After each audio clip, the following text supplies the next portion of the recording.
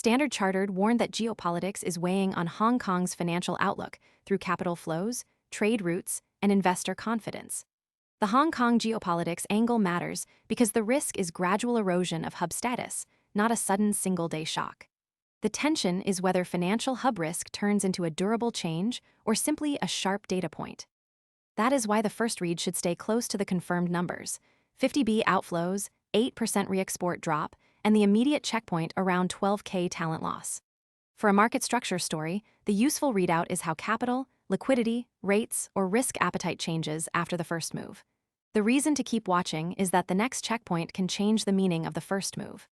The starting point is that the data cited includes $50 billion in capital outflows, an 8% drop in reexports, and 12,000 financial professionals lost since 2022.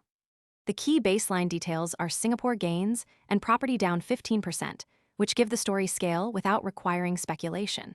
This scene grounds the viewer before the mechanism takes over.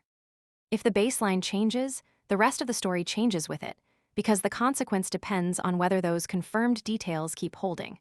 The most important baseline split is between what is already visible and what still needs confirmation from the next public signal.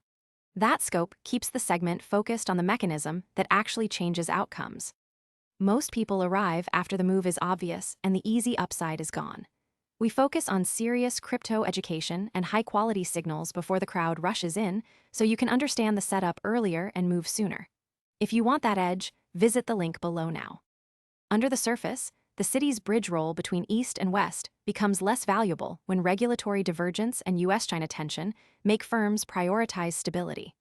That is the working engine behind Hong Kong geopolitics, and it explains why the event cannot be read only as a surface move. In this case, the mechanism connects 50B outflows with 12K talent loss. When that connection weakens, the story becomes less about the initial number and more about whether the system, market, or policy process can absorb stress. That mechanism is the reason a viewer should watch process quality, not just the largest number in the story. The real-world consequence sits with banks, wealth managers, real estate owners, and regional headquarters all face pressure if capital and talent keep shifting to rival hubs. For viewers, the useful question is who actually has to react: users, traders, issuers, regulators, operators, or institutions. Here, Hong Kong sits at the center of that reaction, while Standard Chartered shapes the next practical step. The consequence is strongest where the event changes access, trust, liquidity, compliance planning, or the cost of making a decision.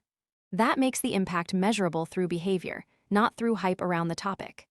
The careful reading is Hong Kong still has deep capital markets, so the open question is whether policy reforms or a U.S. China thaw can stop the erosion.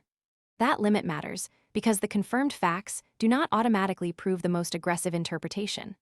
The safer split is to treat 8% reexport drop as established context, while leaving the unresolved part open until a stronger signal appears. That keeps the story useful without turning a partial data point into a conclusion. The open point should remain separate from the confirmed facts until a filing, market move, patch, data release, or official action closes the gap. If later evidence changes the read, the story should adjust around that evidence. Most people arrive after the move is obvious and the easy upside is gone. We focus on serious crypto education and high-quality signals before the crowd rushes in, so you can understand the setup earlier and move sooner. If you want that edge, visit the link below now. The deciding signal is whether foreign investment, office moves, and talent flows stabilize or keep favoring other hubs. For Hong Kong geopolitics, that is the point where the story either gains confirmation or stays stuck as an unresolved market, policy, security, or adoption question. The practical readout is to follow 12K talent loss alongside the supporting details, FDI pressure, and 50B outflows. If that next signal arrives, the story moves.